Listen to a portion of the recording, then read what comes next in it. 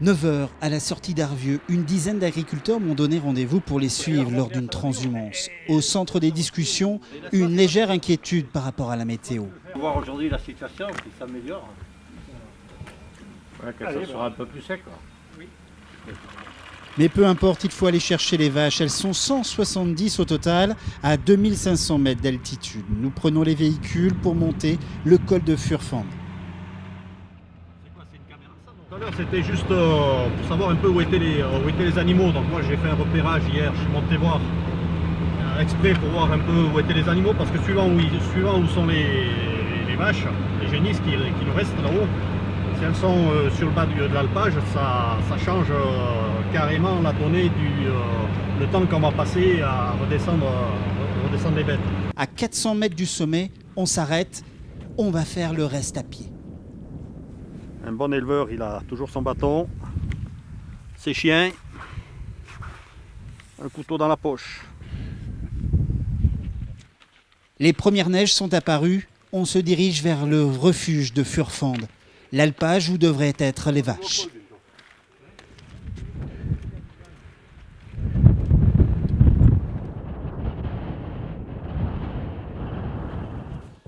Bonne surprise, les vaches sont bien légèrement plus bas que prévu.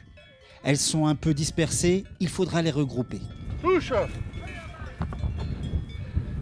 Alors Michel, ça fait quoi de revoir ces vaches un peu? Ah ben c'est bien, hein. On a eu un problème hier qu'il y a eu la tempête. Ça les a fait redescendre, autrement elles étaient toutes ramassées. C'est double travail aujourd'hui. Aujourd'hui c'est double travail. Alors qu'est-ce que tu fais là Michel? Ah ben, on laisse elles rassemble pour les amener au refuge et les monter au col. La chance aujourd'hui, c'est qu'il n'y a pas de neige, mais quand il y a de la neige, c'est l'inconvénient de la montagne ici. Les autres alpages, ils attaquent en haut, ils redescendent, mais nous, on a fini par en bas, ce qui est logique. Mais pour descendre au village, on est obligé de repasser au col qui est à 2005. Une fois que c'est rassemblé, ça ira mieux là. Mon ami. Je savais pas que les vaches pouvaient monter comme ça, hein? Ah si. Mais on a de la chance, il n'y a pas de neige. Hey!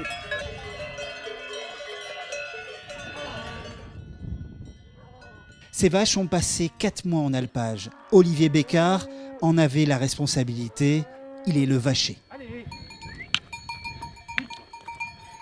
Le boulot de vacher, surveiller les vaches, essayer de faire en sorte qu'elles aillent au bon endroit, donc faire des parcs pour qu'elles mangent bien l'herbe, pour qu'elles fassent aussi certaines fois un peu de pâturage dans les endroits qu'elles n'aiment pas, ce qu'on appelle les mesures agri-environnementales, donc manger des herbes qui se développent et qui ne sont pas très appétantes et qui finalement ont tendance à envahir, et puis aller les voir, leur dire bonjour, les caresser. Une bonne partie en fait, c'est de les garder dociles, domestiques, habitués à l'homme. C'est le moment le plus difficile, remonter le col. Les vaches ne sourcillent pas, elles montent allègrement cette pente à plus de 20%.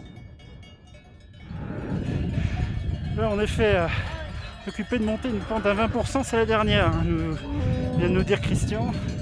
Mais croyez-moi, là, on comprend pourquoi. Les agriculteurs là, qui sont derrière moi, les éleveurs ont des bâtons. C'est vraiment très très physique, aussi bien pour eux que pour les vaches.